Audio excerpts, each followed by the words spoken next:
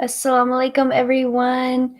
Thank you for joining us this morning. We have a special event happening, and we wanted to invite some guests and have a meet and greet for our Fast for Unity challenge. We are challenging people to fast with us this Ramadan, whether it's 1 day, 2 days, 10 days, or even the whole 30 days. So today we will be speaking with the lovely Brittany Roberts. And my name is Ashley Pearson Khan, and I'm your host. Brittany is a 31-year-old wife and mother of 2 boys, aged 6 and 4. She currently lives in Florida. She's been a registered nurse for 7 years and currently works in the Cardiac Cath Lab. She's passionate about serving her community, and she grew up in a very conservative area, Southern Baptist area with no exposure to other religions. And with the racial and religious tensions increasing in the US and across the world, she decided to be an example and a voice for those who are scared. So her goal is to bring people together and bring peace and unity among people in different religions and cultures. So we're really excited to have you, Brittany. Thank you so much for being with us. Thank you. I'm excited to be here. Thank you for having me. Yeah, thank you.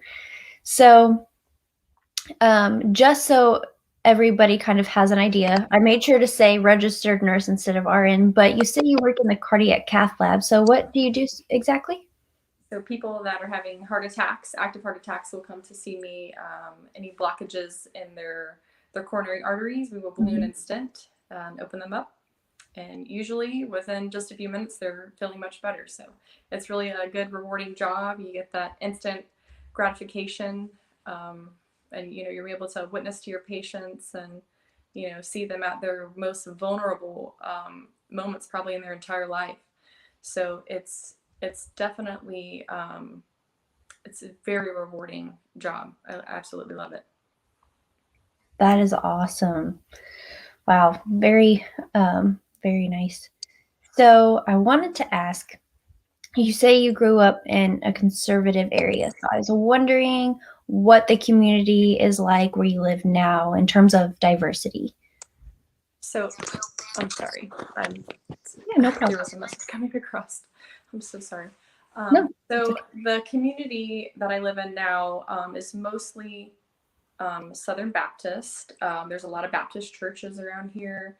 I did not get any exposure to Islam until I was probably in my late teens to early 20s.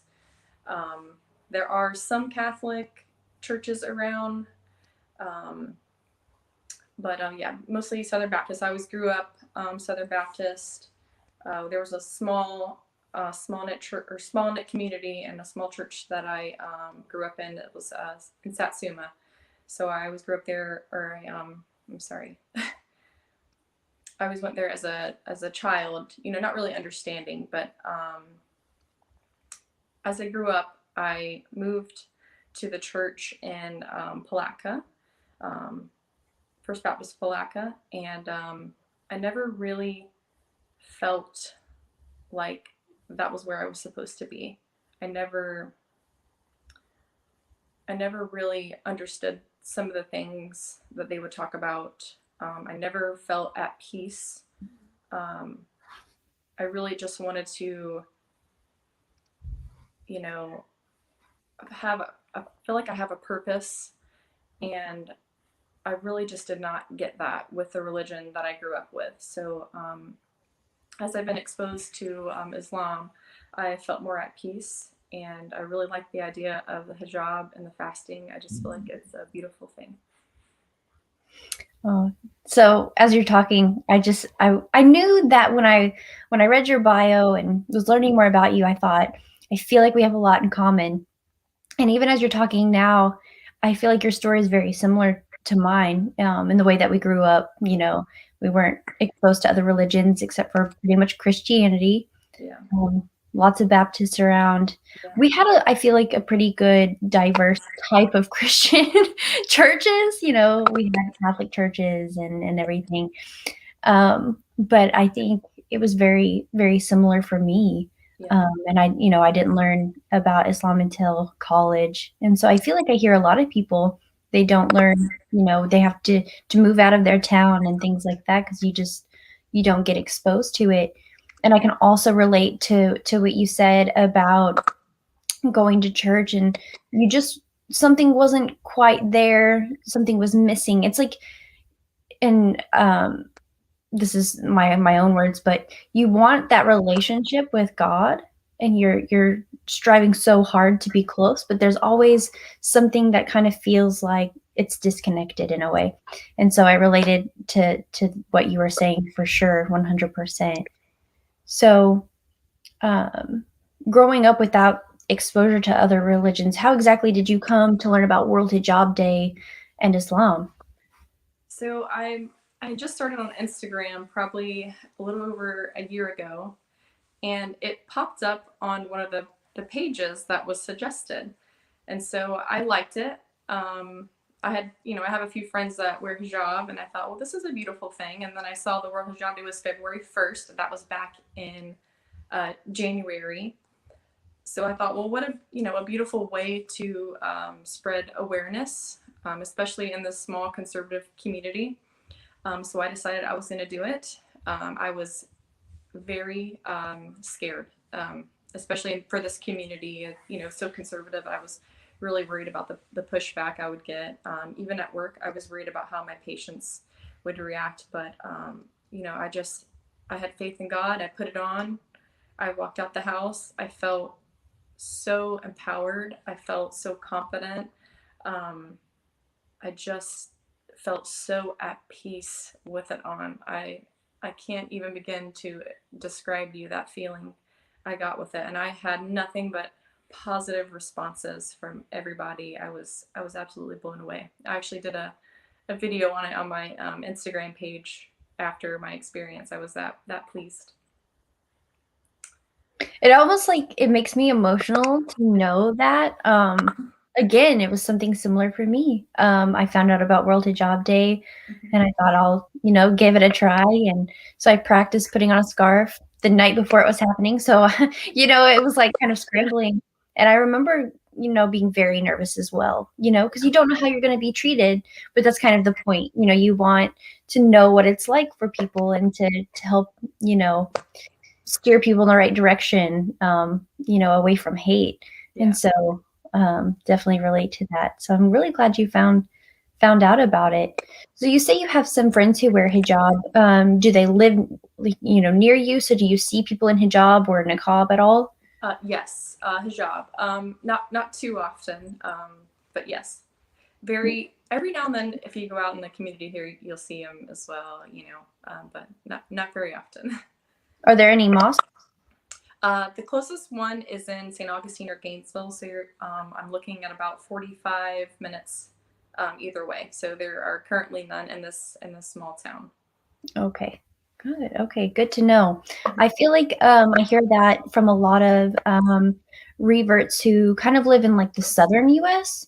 I have a friend, she lives in Oklahoma. She lived in a small town for a bit. And so I think the nearest mosque was an hour for her. Yeah. There's a lot of places in the state where I lived in Arkansas where some people would have to drive pretty far for a mosque or it would be too far to drive. Yeah. So that is challenging for some people. And I think having, a mosque in a community is very important, especially for reverts. I think, you hear that a lot. Reverts need a lot of support, but alhamdulillah, like we have, a very large support system online with like World Hijab Day, for example. So that's definitely something that people can take advantage of, making those connections. Yes.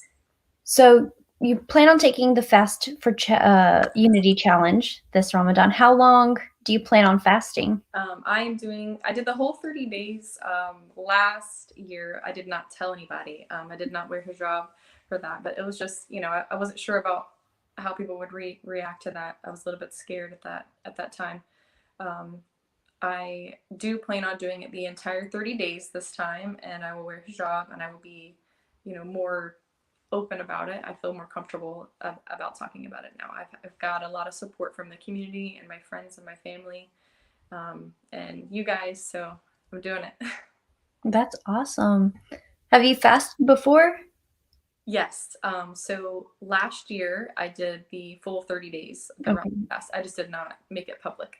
So before that, have you ever fasted for like 1 or 2 days or anything like that? The longest fast that I had done as a Christian was 3 days. Okay. I know that there are some denominations that try to practice fasting more. Even during the Ramadan challenge, let's see, not last year, maybe the year before that when I did it, I would go to the mosque to have iftar. And there would be nights where they would have like interfaith iftars. So they would invite members of churches. And I remember a lady came up to me and she said, actually, we were fasting today. And I was like, oh, how neat. And she said, we fast about once a month. And so they just happened to come to the mosque the same day that they had fasted, which was pretty cool.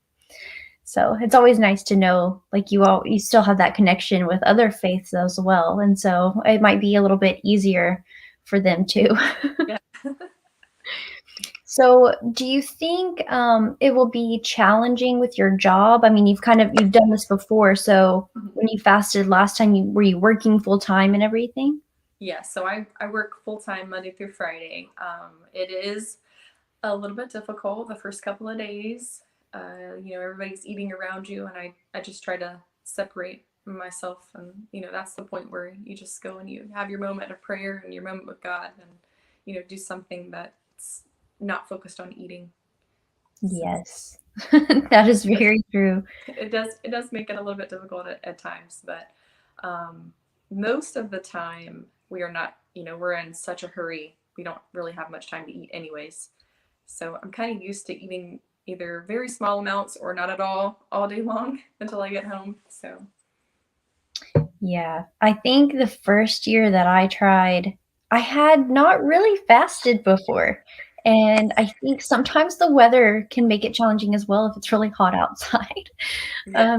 Yeah, because you want to drink water, right? So when you fasted as a Christian, did you drink water or did you also rule that out as a I did have one water bottle. I allowed myself one a day. gotcha? And during the 30-day challenge, did you drink water? Not last year. Okay, This year I will wow. not as well. No water, no food. That's great. It is challenging at times, especially when people are eating and drinking around you. And it's so funny because I tell people I always kind of like fake myself out and think, oh my gosh, did I just take a drink? Because whenever we make wudu to pray and you have to rinse your mouth out, I always feel like, my mouth is a little more refreshed. And I thought, did I just drink water? Like later on, like Yeah. even after I've left the bathroom and everything, I'm doing stuff because my mouth feels so refreshed. Yeah. I'm like, oh my gosh. But then I'm like, oh no, I didn't. It's okay. I had a similar thing like that happen to me. I was making my dinner, getting ready last year for Ramadan, and I popped the tomato in my mouth, and I was chewing it, and I instantly realized what I did, and I spit it out. It happens. I think it's challenging when you're cooking too because you're used to tasting your food or, having like a little snack while you're eating. And so then you have to remember, and there are some people who will taste their food and then there are some people they don't at all. And I'm one of those people. I don't taste the food. So it's like I hope I put enough seasoning, Yeah. in the food. Yeah, I get it. Yeah. So what do you, I guess, hope to personally gain from doing this? Because you're not only fasting, but you're also doing the 30-day hijab challenge. So what I plan to gain is a closer relationship with God, first and foremost.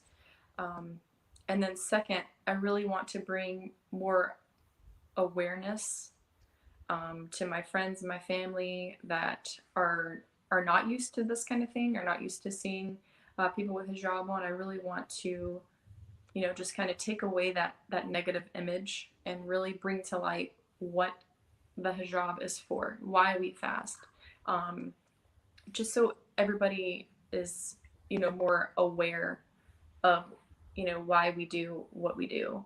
Because I just feel like a lot of political influences have had some negative views that have kind of reflected towards, especially people of the conservative areas like this, the town I grew up in. I just really want to try to turn that around, and just let them know that the Muslim people they're not bad people. They're amazing people. And I really just want to see that happen. I really want to see change. I want to, see unity. I want everybody to come together, because, at the end of the day, we all bleed the same blood. We all have the same God. And I feel like we need to respect each other and get along. Exactly. Yes. And I really hope that it does help. I feel like people all over the world, they do this. And I feel like it really opens the door for people to ask questions as well, especially people who, they know you, and, maybe they've seen you without hijab for a long time. And when you put it on, they're really going to ask questions. And I feel like it really just opens the door to educate people. And even if they're not, extremely Islamophobic or anything, it's still very beneficial, because then you've got another ally on your side. And we really need allies everywhere. Unfortunately, I feel like sometimes with places like the US, it only takes one politician or one person to really get the negative word out there, and then it just like wildfire. In other countries that are banning hijab and things, I feel like it just kind of happens one after the other. Like once it starts, it's hard to slow it down, and we just want people to understand. And Fast for Unity and the 30-day hijab challenge aren't meant to convert people. We're always happy when somebody does find Islam, but that's not the purpose. We want people just to understand, why we wear our hijab, why we, why we fast, things like that. And I feel like when they realize that, the real reasons behind it, that it's really a beautiful thing. And I think that, people will fear it less. People seem to fear anything they don't understand, and they associate the hijab with our religion, of course. And unfortunately, there's been a negative light on Islam. So I hope that even if people don't take the hijab challenge, they'll take the fasting one. I feel like that can really shed some light on Muslims. I'm going to try to get people to do it with me. Yeah. It always helps to have someone. Yes.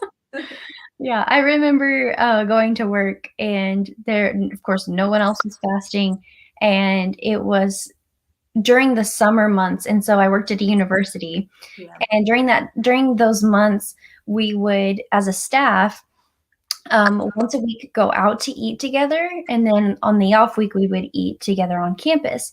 And during those off weeks, when we would go out, I would literally be sitting at a restaurant, no water, no food, and my coworkers are eating and people are eating around me. And so that was very challenging.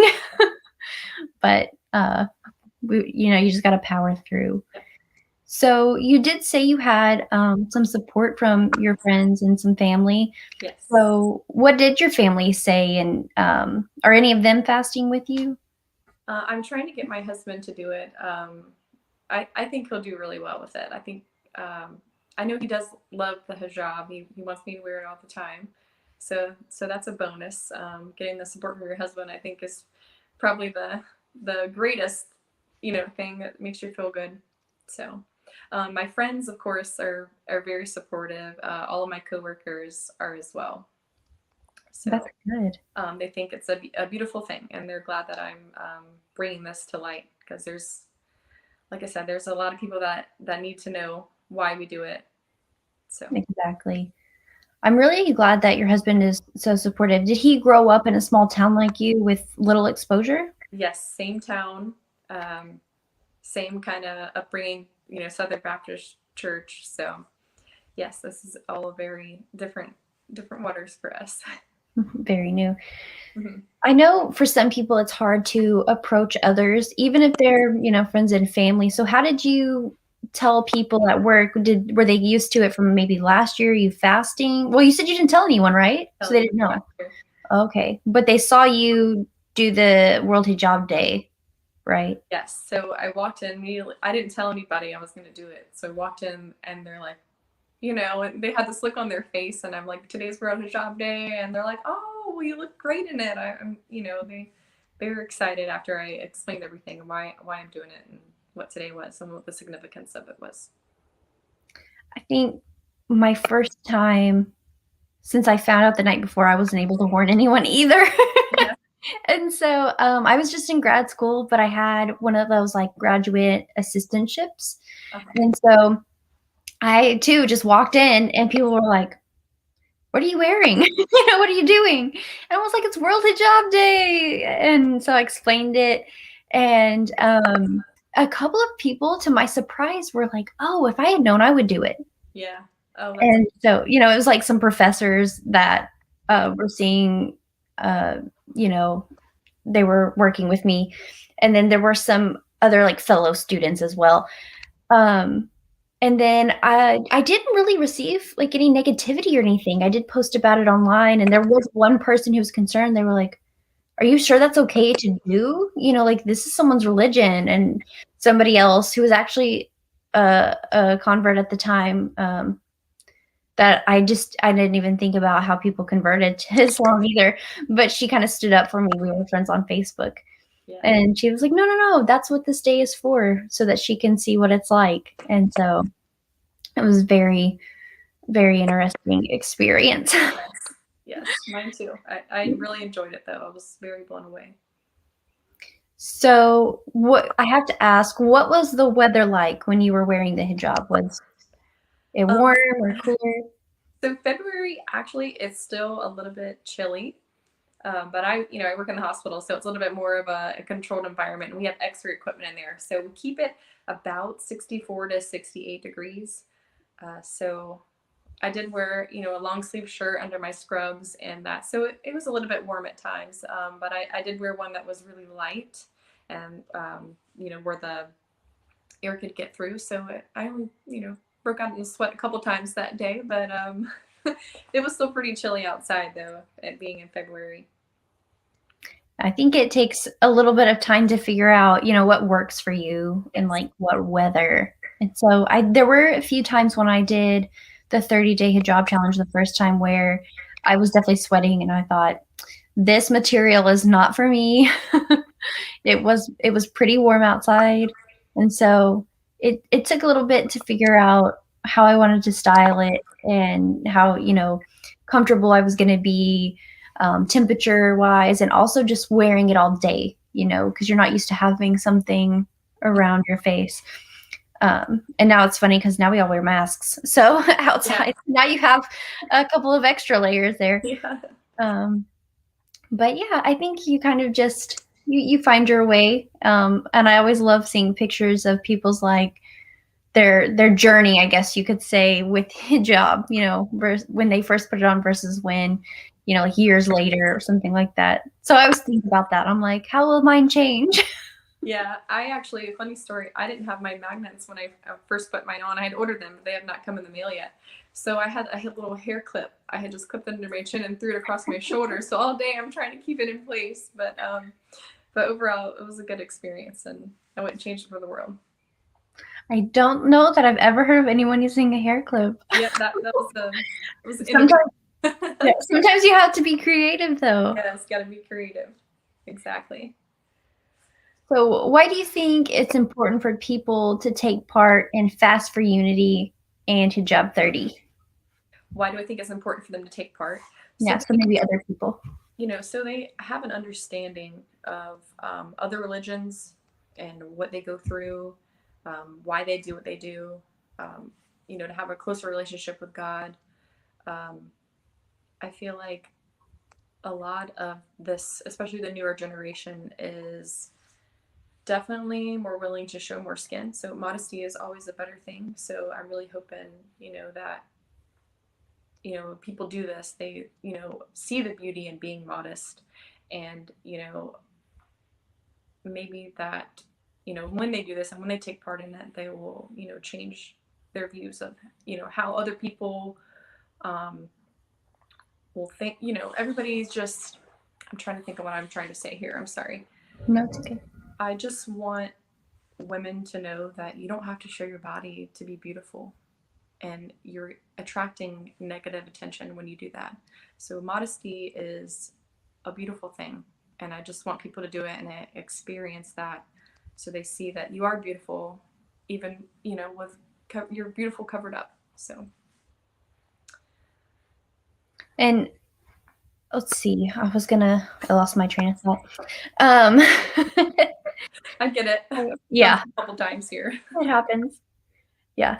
But we're in the same time zone, right? It's about 9:30 in the morning. Yes. Yeah. I always have a hard time.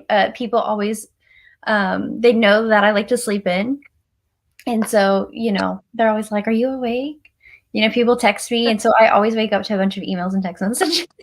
Like, I'm such a late sleeper. My kids have me up early, so they're always up before dawn. So. And you brought up your kids. So we talked about what your husband thinks. What do your kids know what you're doing, or? No, they don't quite understand yet. So. Do you think, now I do hear parents, when parents fast, sometimes the kids are like, "Oh, well, I want to do it too," you know? Yeah. So do you think that they'll notice, maybe the 6-year-olds, they'll be like, "Why is mom not eating at a certain time?" No, because we usually eat pretty late anyway. So okay. By the time I come home and I get the kids home, or my husband gets home, usually it's pretty late. It's almost after sundown before, you know, we're eating anyway. So. Gotcha. Yeah. I know. I feel like our eating habits are kind of like up and down, you know, depending on our day, with my husband working and stuff. So, you know, sometimes we don't have breakfast until like 11. So I'm like, well, happy brunch. And so then we late lunch, and depending on how hungry we are when we have dinner. So I totally understand. Now, when it comes to fasting, I feel like we're pretty good. Yeah. about being ready by Maghrib. Because even though I just got married, there have been a couple of times where I said, you know what, I'm gonna fast tomorrow, and my husband is like, well, if you're gonna fast, I'll fast. And so I'm doing my best to get dinner ready, and sometimes I don't estimate well, and I'm just like, oh my gosh, it's gonna be a few more minutes. So I'm cooking and like taking sips of water now that I can break my fast. Yeah. So that happens. Yeah. So while you're participating in the fasting, and I don't know if you did this last year, did you wake up early for sahur, and do you plan on doing that, waking up to have that really early meal? Oh, yes. It's actually very hard for me to eat in the morning. So that was a very big challenge. A lot of times I would, you know, make myself a couple of eggs and just have a big protein shake with about 50 grams of protein to really hold me over. So, but yeah, it's very difficult for me to eat that early in the morning, but I did it. Yeah. I'm one of those people who, when I first wake up, I can't eat right away. Yeah. I have to have, you know, maybe 30 minutes to an hour. Otherwise, I don't feel very well. So I'm not much of a breakfast person myself. So I think sometimes I like to stay up, which is crazy, because even last year I actually took, I think 2 weeks off of work. I was like, I'm going to take some vacation now, and that way I don't have to worry so much about sleeping. But for people who don't have that, you know, you've got to make sure you go to bed and get up. And I think, you know, when those days where I'm like, no, I'm going to sleep, it's so hard for me to wake up so early, because I feel like I have to wake up at least an hour before the morning prayer. Yeah. To you know, really wake up and eat. Mm-hmm. So is your breakfast, so do you eat breakfast normally like later, or?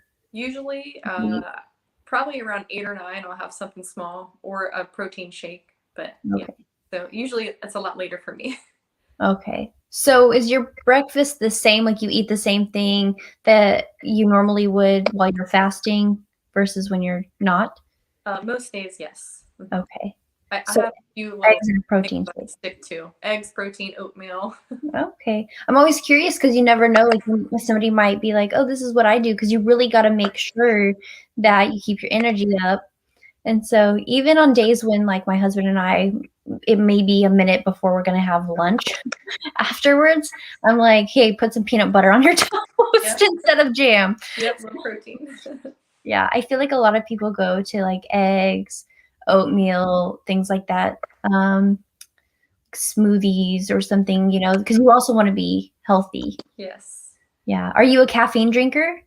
Very much so. I live and breathe caffeine.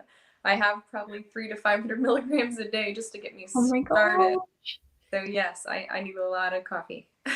So do you do coffee or tea in the morning while you're fasting? Will you do that? Coffee, tea, well, not fasting, of course, but before. Um, before I start, well, on normal days, I'll have maybe like a Monster Energy. I know they're bad for you. But a couple of those or some little caffeine pills to get me going because, I got to go out the door running. I've got 2 boys I got to get to school and, you get to work and you got to plan the day and get started and just, hit the ground running. So I have a lot of caffeine usually.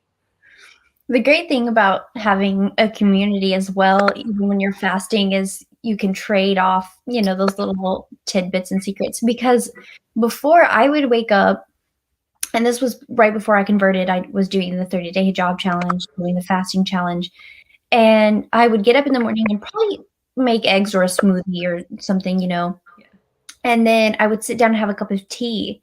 And some people are like, no, don't have caffeine, don't have tea because it's going to also make you thirsty.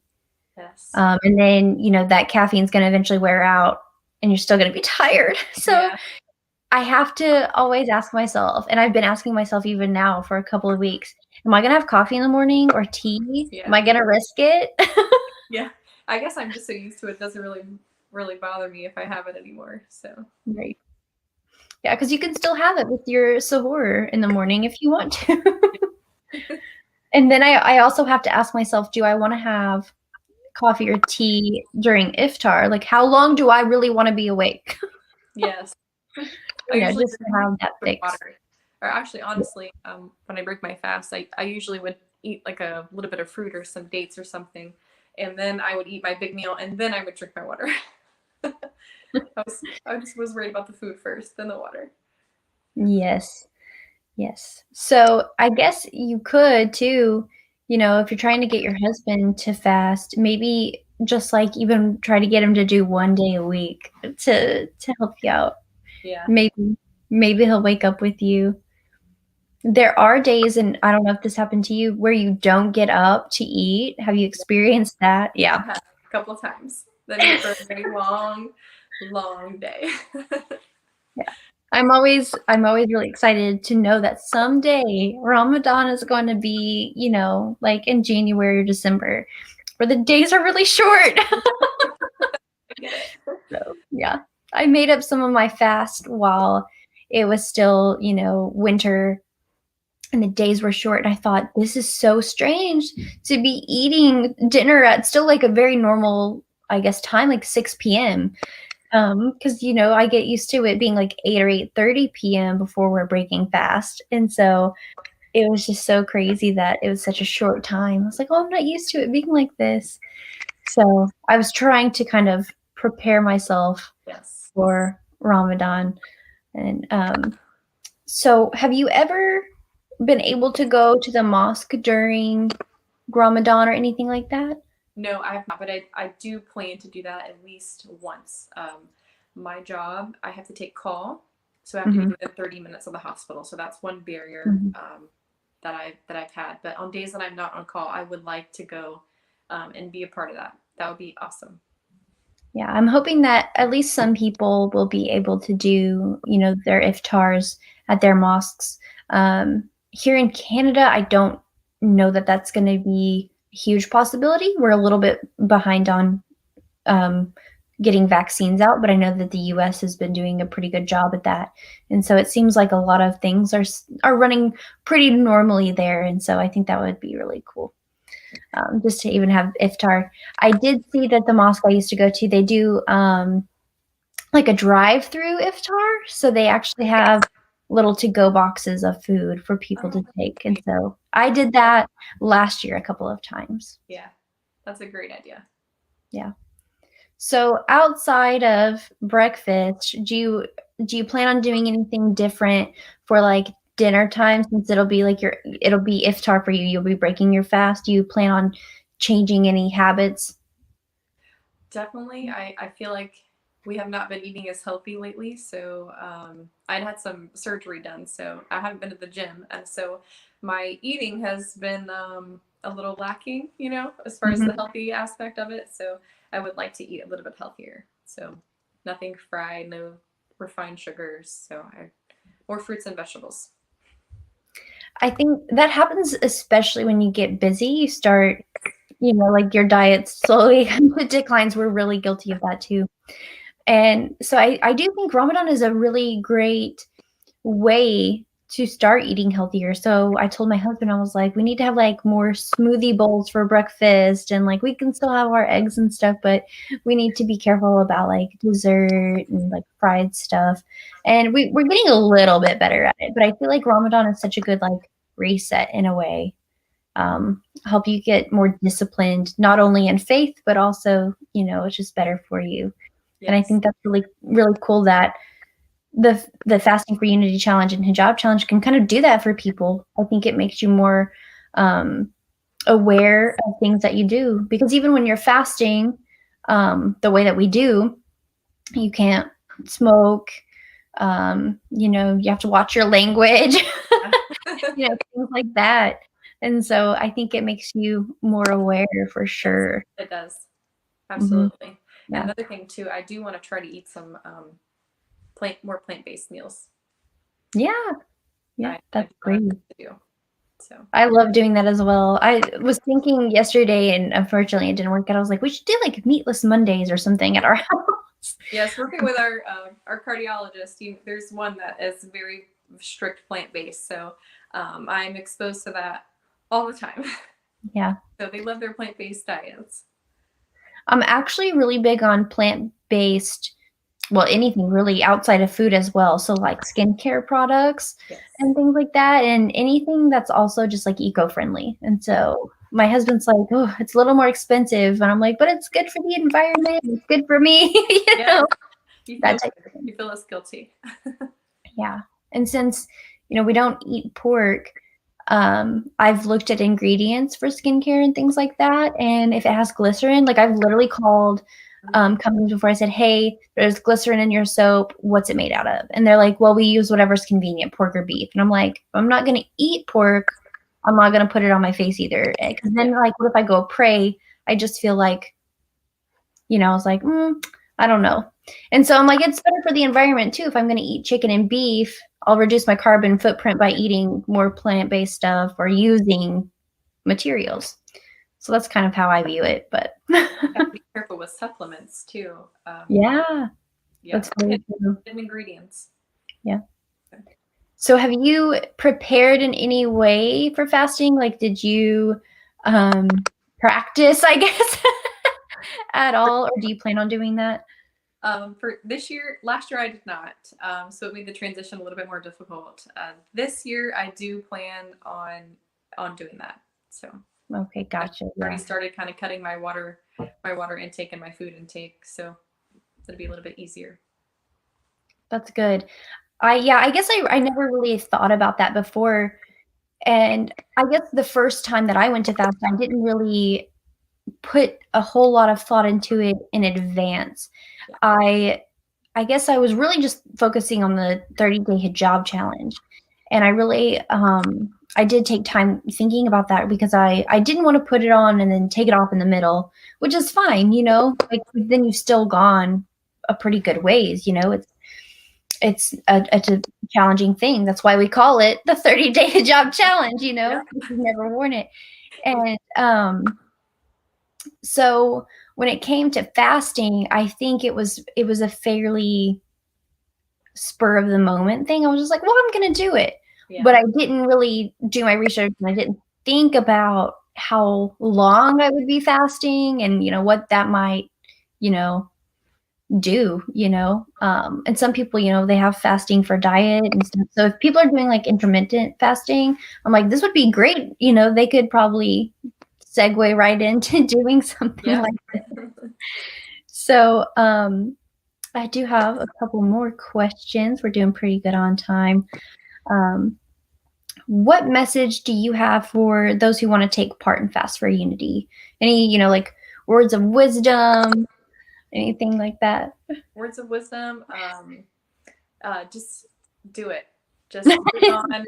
Do it. And I like just do it, because I know it's very rewarding, and I really hope that this brings more awareness across the entire United States and the whole world, honestly, because there's a lot of negative views towards it. So please just put it on and raise awareness and help everybody out. Let's all come together.